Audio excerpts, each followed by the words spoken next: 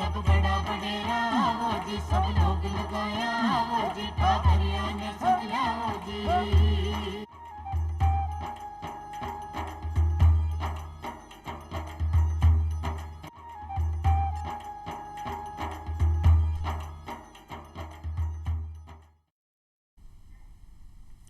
राम राम सा चौपाल देखने वाला सगला दर्शक भाई बहनों को बहुत बहुत स्वागत है। दर्शक भाई बहनों, जी कि अगर आप विकास की बात करा और विकास में भी आधी आबादी ने आप भूल कौन सका, और आधी आबादी है अपनी महिलावां बहना। और आप देख रहे हैं कि हर क्षेत्र में आज के टाइम के अंदर महिला हर क्षेत्र में आगे है, पुरुष से कंधों मिला के चल रही है। और आप जिया कि 15 अक्टूबर की अगर बात करा तो आप अंतर्राष्ट्रीय ग्रामीण महिला दिवस आप मना रहे हैं, और महिला किसान दिवस के रूप में 15 अक्टूबर आप मनाने जा रहे हैं। तो आप बात करांगा जो ग्रामीण बहना है बा के बारे में बात करांगा कि बा को जो को परिवेश है ग्रामीण स्तर पर जब रह रही है तो कौन कौन सी चुनौतियां हैं बा का सामने आवे है, और कौन कौन सा सुझाव आप बान दे सका हाँ, और सरकार कहीं कहीं योजना बा के विकास के लिए चला रही है, आज सब पर आप आज जानकारी लेवांगा।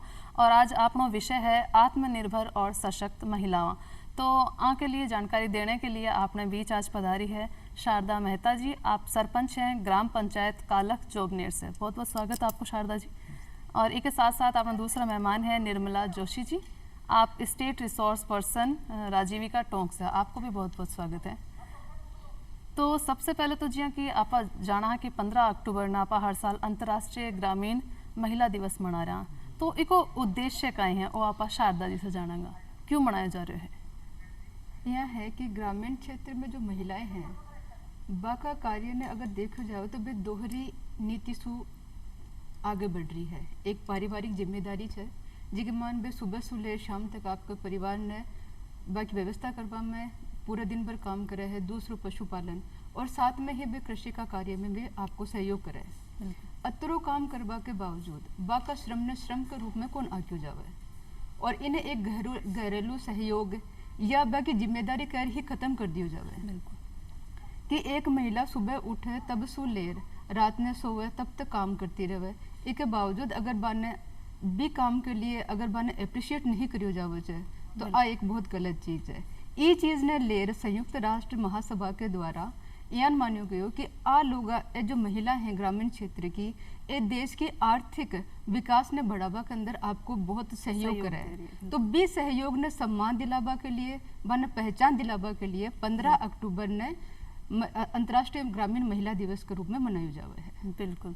तो आ तो बात है कि आप क्यों मना रहे हैं, क्या ही आपनो उद्देश्य है अंतर्राष्ट्रीय ग्रामीण महिला दिवस मनाने को?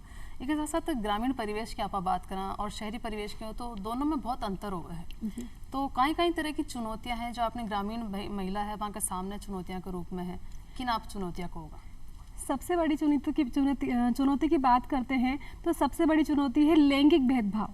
महिलाओं के साथ में जो लैंगिक भेदभाव किया जाता है उसके कारण उनको और भी कई प्रकार की चुनौतियों का सामना करना पड़ता है। जैसे उनको शिक्षा का अभाव रहता है, महिलाओं को जितनी शिक्षा मिलनी चाहिए उतनी नहीं मिल पाती है।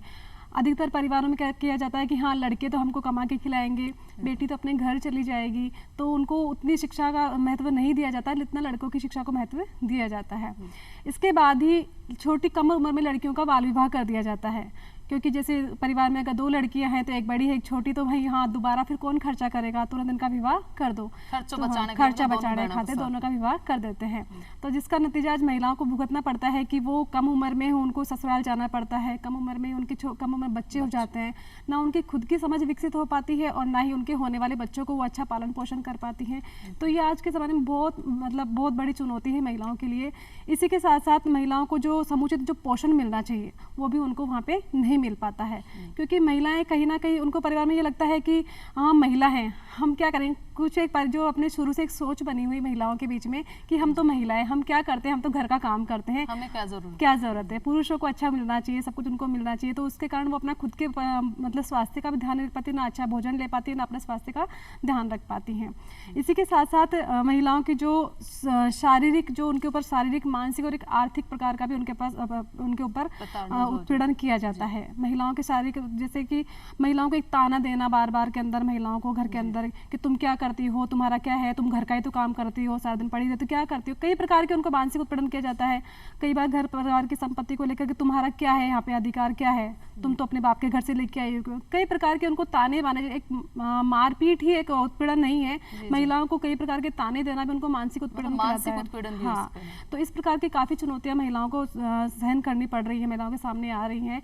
तो जिनके लिए अभी अपने को कुछ भारत सरकार के द्वारा, असम सरकार के द्वारा काफ़ी योजनाएं चलाई जा रही हैं। योजनाओं पर बिल्कुल बात करेंगे। हाँ। अभी तो आप आज चुनौतियों के बारे में बात करिए कि चुनौतियों के बारे में मैं बताना चाहूंगी कि वेतन भी एक बहुत बड़ी चुनौती है कि पुरुषों की तुलना में महिलाओं का जो वेतन होता है वो बहुत कम होता है। अगर अपन ग्रामीण क्षेत्र के परिप्रेक्ष्य में देखें तो ग्रामीण क्षेत्र में महिलाएं खेतों में काम करने के लिए जाती हैं तो पुरुषों की तुलना में उनको वेतन कम मिलता है, भेदभाव होता है। और साथ ही अगर वो थोड़े बहुत पढ़ी लिखी हैं और कहीं शिक्षा देने के लिए जाती हैं, स्कूल में वगैरह अपना काम करती हैं, तो वहाँ पर भी पुरुषों की तुलना में उनकी काबिलियत को नहीं देखा जाता, बस ये देखा जाता है कि ये महिला है और ये पुरुष है, वहाँ पे भी उनके साथ भेदभाव होता है। जी बिल्कुल। तो ये भी एक चुनौती है महिलाओं के लिए। बिल्कुल, जितनी भी चुनौतियां हैं, अगर मैं यह कहना चाहूँगा अगर शिक्षा एक अंदर हुए तो कई परिस्थितियों में बदलाव आ सके। अगर महिलाएं शिक्षित हुए और साथ में अब जो कि अपनी बालिका है, ग्रामीण बालिका है, तो बाकी शिक्षा के लिए सरकार कहीं करेगी, क्योंकि आगे जाके देखो ऐ महिला बनेगी और आप आज सशक्त महिला की बात कर रहे हैं, तो शिक्षा में कितना महत्वपूर्ण योगदान दे सके है।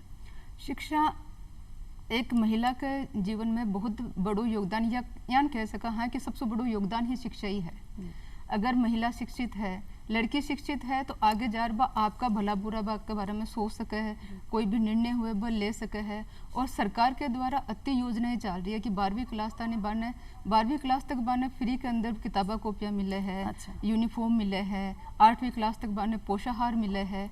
तो आज सबके द्वारा गवर्नमेंट चाह रही है कि भाई जो लड़कियां चाहे उच्च शिक्षा मिलती रहे और वे इस शिक्षा से वंचित नहीं हुए। तो शिक्षा एक बहुत बड़ो रोल अदा करे है एक महिला के रूप में, ताकि वह आपका अधिकार के प्रति सचेत हो सके कि जान आप बताया कि भाई बाकी साथ मानसिक उत्पीड़न जान की घटनाएं हुए हैं, अगर वे जाने और समझे आज चीज़ें ने तो वे 181 पोर्टल पर आपके खिलाफ आपकी शिकायत भी दायर कर सकते। बिल्कुल बिल्कुल, वो कहावत है ना कि एक बेटी पढ़ी तो 7 पीढ़ी बढ़ी। अगर एक लड़की पढ़ जाती है तो उसका आगे तक उसका परिवार, उसके बच्चे सब पढ़े लिखे होते हैं। कहते हैं परिवार में सबसे पहले गुरु माँ होती है। अगर माँ शिक्षित है तो वो अपने बच्चों को भी अच्छी शिक्षा दे सकती है। बिल्कुल, एकदम खरी बात कही आप। और एक साथ साथ शिक्षा की तो आप बात करिए, शिक्षा और स्वास्थ्य कहकर एक दूसरे को पूरक है। शिक्षित आप अच्छी बात है, साथ साथ में अगर औरतें अपनी ग्रामीण महिला अपने स्वास्थ्य पे भी अगर ध्यान दे तो बहुत अच्छी बात होगी। क्योंकि देखो आप देख रहे हैं कि ग्रामीण परिवेश में जो कि महिला है वह घर परिवार तो संभाल ही रही है, साथ साथ खेती बाड़ी को भी काम करे। तो देखो खेतों पर भी जा रही है, पशुपालन में भी काम करे, तो इतो काम है सुबह से लेकर शाम तक। तो वे खाने पीने पर अपना ध्यान कौन दे पा रही है। कभी बच्चों कुछ खा ले, बासी ही खा ले, कई बार जिसको मिले देर सवेर भी हो जाएगा, खाने को टेम को वन ध्यान नहीं है, तो इस समय कटना कटे वह पोषण पूरा कौन मिल पा रहे, तो स्वास्थ्य पर तो फर्क पड़ेगा ही, बीमारियां भी बने घेरेगी। तो आप अपनी ग्रामीण महिला बहना ने कहीं कहना चाहोगे क्या आप अपने खान पान को ध्यान रखा, और आंगनबाड़ी आ रही जगह कार्यकर्ता है क्या इस पर ध्यान दिला रहा है। बिल्कुल, देखिए मेरा सभी महिलाओं के लिए यही सुझाव है कि अगर हम स्वस्थ हैं तो हम दूसरों के स्वास्थ्य का ध्यान रख सकते हैं। अगर हम खुद स्वस्थ नहीं होंगे तो अपने परिवार को स्वस्थ कैसे रख पाएंगे, क्योंकि महिलाओं के ऊपर दोहरी जिम्मेदारी होती है। वो अपना घर परिवार का भी ध्यान रखना, साथ ही अपने खेती बाड़ी का ध्यान करना, सब कुछ उनके ऊपर जिम्मेदारी है। अगर ऐसे में महिला खुद स्वास्थ्य पर अपना ध्यान नहीं रखेगी तो दूसरा कैसे रखेगा। तो महिलाओं को सबसे पहले तो ये मत सोचिए कि मैं कम हूँ, अपने आप को कम मत आकिए। जितना अच्छा पौष्टिक भोजन अपने पति अपने बच्चों के लिए जरूरी होता है उतना ही पौष्टिक भोजन हमें भी चाहिए। तो अपना भी भरपेट जैसा ताज़ा भोजन है वही करें, हरी सब्जियां लें खाने में, दूध लें और दालें वगैरह हैं वो खाएं। जो भी समय पर जो अपने को अच्छा भोजन पौष्टिक भोजन लेना चाहिए वो लेना चाहिए। अपने आप को ये मत समझिए कि हमको इसकी आवश्यकता नहीं है, बल्कि हमको उसकी ज़्यादा आवश्यकता, उतनी आवश्यकता जितनी अपने पति और पुरुषों को बच्चों को होती है। तो महिलाओं से और आंगनबाड़ी कार्यकर्ताओं के द्वारा भी घर घर जाकर भी बहुत सारी जानकारी दी जाती है महिलाओं को कि उनको जो आंगनबाड़ी में पोषाहार भी महिलाओं को वितरित किया जाता है कि आप आइए और लीजिए। साथ ही साथ आयरन और फॉलिक एसिड की गोलियां जो महिलाओं के बच्चे लड़कियों के लिए 18 साल की जो लड़कियां हैं उनको भी वहाँ पे वितरित की जाती हैं। और जो गर्भवती महिलाएं हैं उनको भी समय पर टीकाकरण के वगैरह सारे भाई आप टीकाकरण जो समय पे वो करवाइए। जो प्रसव होता है वो आप अस्पताल में ही करवाइए, घर पे मत करवाइए। बाकायदा आंगनबाड़ी वाली महिला घर पे आके संपर्क करती है इसके बारे में। और प्रसव के बाद में भी आंगनबाड़ी महिलाओं के द्वारा शिशु और माँ दोनों की जाके घर पे देख रेख की जाती है कि वो शिशु कैसा है और माँ कैसी है, दोनों के बारे में की जाती है। तो सरकार के द्वारा काफ़ी योजनाएं चलाई जा रही हैं, उनका है भी सही, लेकिन विशेष तौर पे जब तक हम खुद अपने प्रति जागरूक नहीं होंगे तो चाहे कितनी ही योजनाएं चल जाए वो इतनी महत्वपूर्ण नहीं है। तो मेरा तो अपनी जो महिलाएं हैं उनसे यही निरोध है, मतलब है कि आप लोग अपना पहले खुद का स्वास्थ्य का ध्यान रखिए, ताकि जिसके बाद अपने परिवार का ध्यान आप लोग रख सकें। खुद अपने स्वास्थ्य को ध्यान रखोगे तो अपने परिवार को भी आप ध्यान रख सकोगे। अगर आप खुद बीमार हो, अगर स्वास्थ्य सही नहीं है, तो आप अपने परिवार को भी ध्यान कौन रख पाओगे। तो जरूरी है कि आप अपने स्वास्थ्य पर भी ध्यान दो। तो अपने स्वास्थ्य की बात हुई, अब ग्रामीण महिलाओं के सशक्तिकरण की अगर बात करें तो आर्थिक रूप से सशक्त बनाना भी बहुत जरूरी है। तो ग्रामीण महिला बहना है वह भी आगे आवे, आर्थिक रूप से सशक्त हुए, इसके लिए सरकार कई योजना चला रही है। महिलाओं ने देखो जाए तो सरकार, चाहे वह केंद्र सरकार हो चाहे राज्य सरकार हो, दोनों ही आपकी जगह महिलाओं का शिक्षा से संबंधित, स्वास्थ्य से संबंधित, बाका रोजगार से संबंधित आ सब चीज़ों ने साथ में लेर और बाको सर्वांगीण विकास करवा के लिए अलग अलग योजनाएं चला रखी है। जन महिला निधि योजना है जिसके तहत महिलाएं आपको खुद को लघु उद्योग चालू कर सके। प्रधानमंत्री फ्री सिलाई मशीन योजना है जिसके तहत जहाँ महिला ने सिलाई को शौक है वे फ्री के अंदर सिलाई मशीन ले सके है। सुकन्या समृद्धि योजना है, बेटी पढ़ाओ बेटी बचाओ योजना है, मनरेगा योजना है। आके तहत सरकार चाहे है कि महिलाएं आगे बढ़े और एक समाज के अंदर आपकी खुद की एक भूमिका रखे। मनरेगा के बारे में बात करूं तो हमारे टाइम जब मैं सरपंच पद पर आई 20 साल पहले पुरुष मेट कार्य कर रहा। लेकिन हमारे सरपंच बनवा के बाद में पहली बार महिलाओं ने मेट बनवा को मौका मिलो। हमारे लिए सबसे बड़ी चुनौती आई है कि मन गांव में यान किया गयो कि भाई एक महिला को ना काम कौन करवा सके। आ चीज़ मैंने बहुत चुनौती वाली लगी कि ये धारणा ने तोड़ना बहुत ज़रूरी है। मैं ट्रेनिंग दिलवाई सब महिलाओं ने और मैंने मोटिवेट करी कि भाई लोग का कि आ धारणा है तो आप मिलकर एक टीम के रूप में काम करा तो आप इस धारणा ने तोड़ सका। हाँ, महिला मेट लागी, महिला मेट बेहतर कार्य करी और महिलाओं ने पूरी की पूरी रकम दिलावा को कार्य करी जो आंसू पहली महिलाओं ने कभी भी कौन मिली। दूसरी मनरेगा में यान हुई कि भाई इसु पहली महिला और पुरुष दोनों का श्रमिका ने अलग अलग वेतन दियो जातो, काम दोनों बराबर करता, लेकिन महिलाओं ने वेतन कम मिलते बने कम आकु जातो। मनरेगा के तहत दोनों ने समान वेतन मिलियो। तो जो वेतन में जो भिन्नता चल रही थी, जो भेदभाव चल रही थी, पर काफी कुछ लगाम लगी। अब समानता के स्तर पर आए हैं। जी बिल्कुल। तो योजनाओं की बात हुई भी यहाँ पर खास योजना इसी जानना चाहूंगा जिसके अंदर अपनी देखो ग्रामीण महिला बहना है कि छोटी छोटी बचत कराया करे, है ना। सभी औरतें के आदत है छोटी छोटी बचत हमेशा रखा कर। तो आज छोटी बचत ने वे क्या बड़ो कर सके, क्या कोई काम धंधे में लगा सके, की तरीके से कर सके। जी हाँ, बहुत ही अच्छा सवाल किया आपने। अब तो मेरे से जुड़ा हुआ सवाल आ गया है। तो देखिए अभी दीदी ने बहुत सारी योजनाओं के बारे में बताया, लेकिन मैं एक योजना और बता देती हूँ अपनी, जो भारत सरकार के द्वारा भी चलाई जा रही है और राज्य सरकार के द्वारा भी संचालित है। आपने राजीविका का नाम सुना होगा, है ना। तो राजीविका के तहत राजीविका का जो मेन उद्देश्य है वो यही है कि गाँव में जो गरीब परिवार रहते हैं उन गरीब परिवारों की आजीविका बढ़ाकर उनको गरीबी दूर करना और महिलाओं को सशक्त और आत्मनिर्भर बनाना। इस कार्यक्रम के तहत राजीविका ने महिलाओं के स्वयं सहायता समूह का गठन किया है। उसमें महिला अपनी छोटी छोटी बचत करती हैं, छोटी छोटी बचत करके अपनी बचत का आपस में वो लेन देन करती है, जिससे अपनी छोटी छोटी जरूरतों को पूरा कर सकती है, अपनी घरेलू जरूरतों को, राशन खरीदने जो भी उनकी जरूरतें होती है उनको पूरा कर सकती है। साथ ही साथ जैसे ही इसमें सरकार के द्वारा आर्थिक सहायता भी प्रदान की जाती है महिलाओं को अपने समूह संचालन के लिए। इसके अलावा महिलाओं का क्षमता वर्धन किया जाता है, अलग अलग उनको प्रशिक्षण दिया जाता है, महिलाओं में अध्यक्ष सचिव पदाधिकारी बनाए जाते हैं, जिससे कि महिलाओं का उनका राजनीतिक विकास भी हो रहा है। महिला निर्णय लेना, अपनी भूमिका निभाना, जो सारी चीज़ें सीख रही हैं। इसी के साथ साथ महिलाओं को आत्मनिर्भर बनाने के लिए सरकार द्वारा कई प्रकार के कार्यक्रम चलाए जिसमें महिलाएं अपना स्वरोजगार कर सकें और अपने आत्मनिर्भर बन सकें।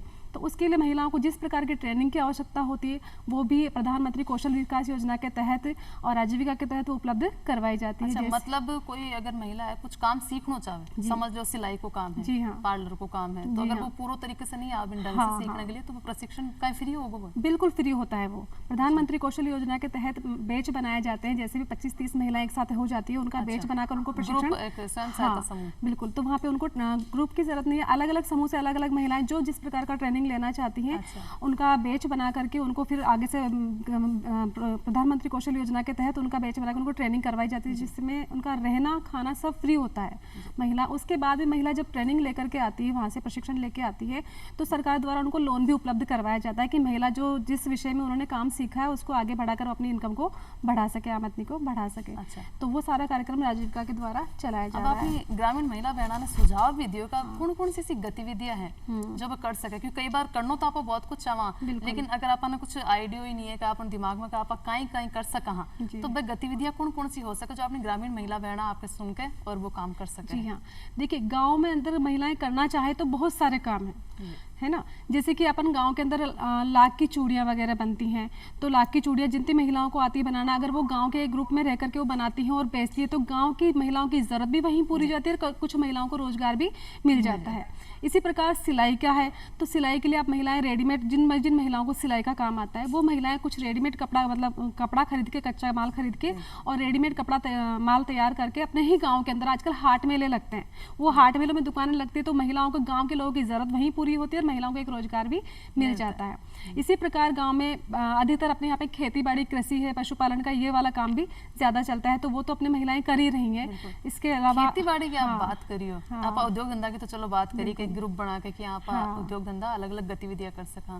ज्यादातर आपको देखा आपने ग्रामीण महिला है वो परिवार तो चला ही रही, साथ में खेती बाड़ी जिया कर रही है, तो खेती बाड़ी में भी पशुपालन में कोई ऐसा नवाचार आया है जिससे वह अपने मतलब आय न और बढ़ा सके है? ग्रामीण क्षेत्र में महिलाएं पशुपालन को काम करे, पशुपालन को काम कर जो भी दूध हुए वो डेयरी में देवे, बिकी जो आय हुए वह पुरुष लेवे, महिला कन कदे भी कौन पूछे। अगर वह आय महिला कन पूछे तो महिला सोचे ले कि भाई आपा अतरू पिसु बचाया, आपा इन्हें और ज़्यादा क्या बढ़ा सका। पुरुष ने ओ कौन पतो कि भाई मेहनत कत्ती की गई, महिला ने ओ कौन पतो कि भाई आय कत्ती हुई। अगर आय सीधी महिला कन जावे तो महिला इनमें बेहतर कर सके कि भाई पशुपालन के साथ में एक डेयरी भी खोल सके, आपकी डेयरी प्रोडक्ट्स ने बेच सके है, दूध की बजाय जैन पनीर है, रसगुल्ला बना सके है और दही छाछ वगैरह है और घी वगैरह निकाल कर वे भी बेच सके है, तो वे पशुपालन के द्वारा आपका रोजगार ने बढ़ा सके है। इसके साथ ही खेती के अंदर अगर देखो जावे तो बहुत सा संसाधन है जो गाँव के अंदर ही मिल जाए, कच्चो आंवलो हो चाहे, टमाटर हो चाहे, मटर है, ये सब चीज़ें बन बठे मिल जाओ चाहे, तो बेबा के द्वारा आपको उद्योग चालू कर सके हैं और महिलाओं ने साथ में लेर आंवला कैंडी बना सके, आंवला को जूस बना सके है, आंवला को पाउडर बना सके है, टमाटर सॉस बना सके, मिर्ची को अचार बना सके, नींबू को अचार बना सके है, तो यहाँ उनका छोटा मोटा रोजगार चालू कर सके है। और साथ में ही महिला अब आज के दौर में अगर देखो जाए तो परंपरागत खेती ने बंद कर दी गई है, या यहाँ खेमा की बहुत कम कर दिया गया है, क्योंकि भी परंपरागत खेती के अंदर अतरी आय है, अब नवाचार बहुत है। अब कम लागत में और ज़्यादा आय वालों काम करो जावे, जी के मान आपा पोली हाउस दे सका, हाँ ड्रिप्स जो खेती करी जावे बात देख सका, साथ में महिला भेड़ पालन, पशुपालन, मछली पालन, मधुमक्खी पालन, मशरूम की खेती, ये सब कार्य भी वे कर सके है। बिल्कुल, तो इस तरीके से आज खेती बाड़ी खाली खेती बाड़ी नहीं रह गई, भी में और भी नवाचार आ गया है और अपना आप आय का स्रोत और बन गया है, तो खेती बाड़ी ने और अपनी महिला बहना है वह बढ़ा सके है, तो इन्हें एक रोजगार के रूप में ले सके। बिल्कुल, तो रोजगार की बात हुई, आर्थिक सशक्तिकरण की भी बात हुई महिलाओं की। एक आपा देखा महिला घर परिवार ने खूब साफ सुथरा रखे और देखो अपने भारत में स्वच्छ भारत अभियान भी खूब जोर शोर से चल रहे हैं, तो लेकिन अगर आप निजी स्वच्छता की बात करा तो एक अंदर कटना कटे अपनी महिला बहना है वह थोड़ो सो मतलब इन्हें नकार ही दे, ज़्यादा ध्यान कौन देवे अपनी निजी साफ सफाई ने लेके, तो एक अंतर्गत जो कि उड़ान योजना अभी सरकार चला रखी है बाकी स्वच्छता से लेके, तो वह में कितना फर्क आयो है, कहीं भी से बदलाव आओ? मनीषा जी ये बार में क्यों ला कि जो ग्रामीण महिला हुआ है वे अतरी व्यस्त रहे है काम के अंदर कि सुबह 4 बजे उठ वे काम में लागे और सबसे पहले उठे सबके बाद में सोबा, अतरो काम करता करता वे खुद की तरफ ध्यान ही कौन कर पावे कि कब अपन खानो चाहे, कब अपन जन महावारी के समय महिला मोस्टली कपड़ों ही काम में ले है, पेड़ की बने जानकारी ही को नहीं। तो उड़ान योजना चालबा के बाद में महिलाओं ने ई का बारे में पतो चलो कि भाई अपन हर 6 घंटा के अंदर जो पेड़ हुए भी चेंज करना पड़े, क्योंकि अगर आप चेंज नहीं करेला तो कैंसर जान की बीमारी भी अपन हो सके है। तो खुद की स्वच्छता को ध्यान रखना बहुत जरूरी है। मैं भी जब भी गांव में जाऊँ लोगों से मिला महिलाओं से मनरेगा के अंदर जब भी मैं साइड चेक करवा तनी जाऊँ तो मैं बटे बैठूँ बा सबने आ चीज़ के लिए अवेयर करूँ जो बाने समझाऊँ छूँ कि आ चीज़ जरूरी क्यों है कि आप परिवार को बेहतर तरीका से ध्यान तब रख पाऊँगा जब आप खुद स्वच्छ होना, बिल्कुल स्वस्थ रहेला। तो बी के लिए जरूरी है कि पहले खुद को ध्यान रखियो जावे। तो उड़ान योजना के तहत महिलाओं ने फ्री में पैड वितरित करियो जावे ताकि महिलाएं आपके साफ सफाई को विशेष तौर से ध्यान रख सके। जी, तो आज जरूरी है कि महामारी के समय में आप साफ सफाई को अपना विशेष ध्यान रखा ताकि आप संक्रमित बीमारियों से बच सका, वो बहुत ज़रूरी है। और एक देखा जी हाँ, अब महिला शिक्षा भी ले रही है, रोजगार में भी आगे आ रही है, तो खुद जब महिलाएं आगे आ रही है तो कठे न कठे जो सामाजिक कुरीतियाँ हैं भाई यहाँ कभी अपना आप पीछे छूट सके हैं। तो ये बात से आप कितना सहमत हो? देखिए, अगर महिलाएं आगे आती हैं तो वास्तविक में इस चीज़ को मानती हूँ कि सामाजिक कुरीति में काफ़ी कुछ बदलाव आएगा, है ना। क्योंकि महिलाओं का जब आगे आने का है तो एक तो सबसे पहले हम घूंघट प्रथा में रहते हैं। आज मैं अपनी खुद की बात करूँ तो शायद मैं भी इतना ही लंबा घूंघट निकाले कभी बाहर निकली नहीं थी, लेकिन आज जब हम लोग बाहर निकले तो वास्तव में कहीं ना कहीं वो चीज़ें अपने आप कम हो रही हैं, है ना। घूंघट प्रथा में भी कम हुआ है, बदलाव हुआ है। साथ ही साथ हम लोग अगर हम खुद अपने शिक्षा बाहर निकलते हैं तो अपनी लड़कियों के लिए भी हम वो चीज़ें सोचेंगे। अगर हमको खुद को बंदिश अच्छी नहीं लगती है तो अपने हमको ये भी लगता है कि हमारी बहुओं को वो कैसे अच्छी लगेगी। तो कहीं ना कहीं अगर हमने अपने बदलाव लिया है तो हम मानते हैं कि कुरीति में आगे एक बदलाव आएगा। क्योंकि आपने भी देखा होगा कि पहले के जैसे आज शारदा जी बैठे हैं, मैं भी बैठी हूँ, तो शायद पहले आज के अगर 8 से 10 साल पहले की बात देखें तो शायद आपको हमको इस तरह से नहीं देख पाते। तो अगर आज हम आगे निकले तो हमारे जीवन में परिवर्तन आया है। तो बाल विवाह को लेकर आज हमारी सोच बदली कि अगर बाल विवाह में हमारा हुआ है तो हमारे को क्या नुकसान हुआ, तो हम ये समझ सकते हैं कि हम अपनी बच्चियों का ना करें या अपने बेटों का या बेटियों का बाल विवाह ना करें। इसी के अलावा महिलाओं के साथ जो हमने जो सहा है या हमारी जो बुजुर्ग महिलाएं हैं, माता बहनों ने जो सहा है, उनका उनके ऊपर क्या प्रभाव पड़ा आज उसको हम समझ सकते हैं। तो आगे निकलने के बाद हम उन चीज़ों में काफ़ी बदलाव ला सकते हैं। तो मैं इस बात से पूरी तरह सहमत हूँ कि अगर महिलाएं आगे आती हैं तो उनके साथ जो भी सामाजिक कुरीतियाँ हैं उनमें बदलाव अवश्य आएगा। तो ज़रूरत है तो हम महिलाओं को आगे आने की, पहल करने की जरूरत है। बिल्कुल पहल करने की जरूरत हम खुद को ज्यादातर कुरीतियां है भी महिलाओं ने लेके ही बहुत ज्यादा है। तो महिलाएं जब खुद आगे आओगी, अपनी चुप्पी तोड़ेगी तो कटना कटे कुरीतियां अपना आप पीछे छूटेगी। बिल्कुल। तो एक आप देखा कि महिला बहना आजकल राजनीतिक क्षेत्र के अंदर भी बहुत आगे आ रही है। और जी हाँ कि आप देखा ग्रामीण क्षेत्र के अंदर पंचायती राज व्यवस्था है तो भी में तो 50% आरक्षण भी बाने दिए हुए। तो इस महिलाओं की स्थिति में कई बदलाव आए हैं। एक महिला सरपंच भी बैकग्राउंड से उठ रही सरपंच बना है। आप जी तो जागते उदाहरण हमारे सामने। बिल्कुल, मैं भी बाही मतलब भी धरातल पर रही हूँ। बेही जो आडंबर है, अंधविश्वास है, बस सबने मैं फॉलो करती आई हूँ।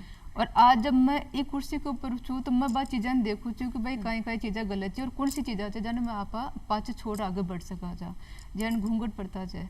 आप बताया बार तो मैं सरपंच बनवा से पहले घूंघट निकाले चाहिए। अच्छा, मैं कभी भी घूंघट निकाले बाहर नहीं निकली। हाँ, तो मेरे जो ताऊजी हैं, लेक्चरर ताऊजी, उन्होंने मुझे कहा कि अगर आप घूंघट में रहोगे तो लोग आकर के आपको अपनी समस्या कैसे बताएंगे, वो झिझकेंगे।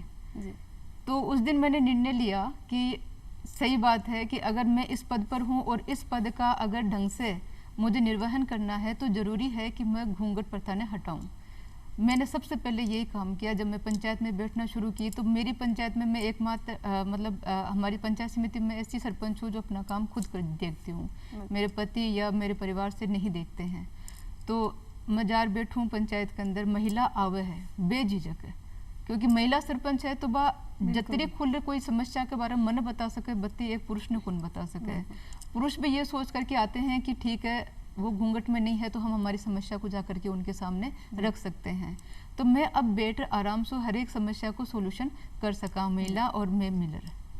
जी, तो आ तो बात है कि किस तरीके से राजनीति के अंदर अब आगे आने के बाद में बहुत बदलाव महिलाओं की स्थिति में देखने ने मिले। एक आप चाहो कि महिला सशक्त होवे और महिला ने पुरुष के समान दर्जो दियो जावे तो कट न कटा अपना शुरुआत अपने घर से करनी पड़ेगी। तो जी आप अपने ग्रामीण परिवेश में भी कई बार देखा कई परिवारों में कि बेटा और बेटी ने बराबर कौन समझे जाओ, शिक्षा ने लेकर हो चाहे खान पान ने लेकर हो तो भी मई बाव में भेदभाव करो जाओ। तो आप ग्रामीण भाई बहना ने कहीं कहना चाहोगा कि जिससे वे घर में इस तरह की को भेदभाव अपना बच्चा में नहीं करे, जिससे आगा समानता बनी रहे। बिल्कुल, देखिए मेरा यही सुझाव है अपने सभी ग्रामीण भाई बहनों के लिए कि जिस प्रकार आप बचपन से हम भेदभाव बच्चों में शुरू कर देते हैं कि लड़के को बाहर खुले में खेलने भेज देते, लड़की को कहते तुम बर्तन मांजो, तुम झाड़ू निकालो। तो देखिए आप वही काम दोनों को अगर खेलने की छूट देते हो तो दोनों को बराबर दीजिए, और काम बताते दोनों बच्चों को बराबर बताए कि बेटा आपको ये करना है, बेटी आपको ये करना है। तो दोनों में से कहीं ना कहीं वो दोनों में वो भेदभाव नहीं रहेगा कि मेरा काम ये नहीं है या मेरी बहन का काम ये है या मेरा काम नहीं है। दोनों को लगेगा मेरी बहन ने ये किया तो मैं भी ये कर सकता हूँ। तो वो चीज़ें हम बचपन से ख़त्म करते आएंगे तभी होगा। क्योंकि मैंने आज अपने घर में भी ये चीज़ सोची है, अपने मेरे बच्चों से भी मैं ये नहीं कहती कि भाई तुम्हारा काम नहीं, मेरे बच्चे भी आज मैं करवाती हूँ तो वो बच्चे घर का सारा काम करते हैं। तो कहीं ना कहीं उनके दिमाग में ये सोच नहीं रहेगी कि महिला का काम है, हम भी कर सकते हैं, हम क्यों नहीं कर सकते। आज अपन बाहर के होटलों में देखते हैं तो अगर घर में किसी से पूछेंगे कि रोटी बनाना किसका काम है तो तुरंत बोल देंगे कि महिला का काम है। लेकिन बाहर जाके होटल में देखो खाना कौन बनाता है, पुरुष ही बना रहे हैं ना। तो फिर हम ये काम का परिवर्तन कहीं ना कहीं हम लोगों ने घर से किया है। तो मेरा तो यही सुझाव है हमारी माताओं बहनों से जो ग्रामीण में रहती हैं कि वो अपने घर में ही भेदभाव कम करें, जिससे कि अगर भेदभाव के कारण आज हम क्या करते हैं कि लड़की को तो अच्छा नहीं पढ़ाते, लड़के को अच्छा पढ़ाते हैं। अगर हम लड़की और लड़के दोनों को बराबर शिक्षा देते हैं तो कल को अगर हमारे बेटे की शादी होगी तो एक पढ़ी लिखी बहू हमारे घर में आएगी। जिस प्रकार हमारी बेटी किसी और के घर में जाएगी तो हमारे घर में भी एक पढ़ी लिखी बहू आएगी। तो कहीं ना कहीं हर जगह पे वो समानता देखने को हमें मिलेगी। तो वो चीजें हमको थोड़ा खत्म करनी पड़ेगी। बिल्कुल, मतलब कहना मतलब काम कुछ भी हो, बिल्कुल बालक और बालिका दोनों ने अपन समान अपन शिक्षा देनी है, समान ही माने रखना, हर तरह के काम सिखाना भी दोनों। हाँ, कई बार क्या होता है कि हम लड़कियों से कहते तुम देर रात तक बाहर मत जाओ, लड़के जाते हैं उन पे कोई रोक नहीं करते। तो क्या अगर जब लड़कियों को रोक रहे तो हम लड़कों को भी तो रोको। कहीं ना कहीं कोई एक जा रहा है तो इसका मतलब दूसरा व्यक्ति नहीं जा सकता। तो अगर आप लड़के पे वही पाबंदी रखोगे भाई तुम इतनी देर तक तो बाहर मत घूमो, तो समानता अपन दोनों तरफ लागू करनी पड़ेगी। तो निर्मला जी आप आया, शारदा जी आप आया, दोनों इतनी अच्छी जानकारी आज आपने विषय पर दी, तो इसके लिए आप दोनों को बहुत बहुत धन्यवाद। और समय की कमी के चलते अब आपने विदा लेनी होगी, तो लिया विदा, राम राम।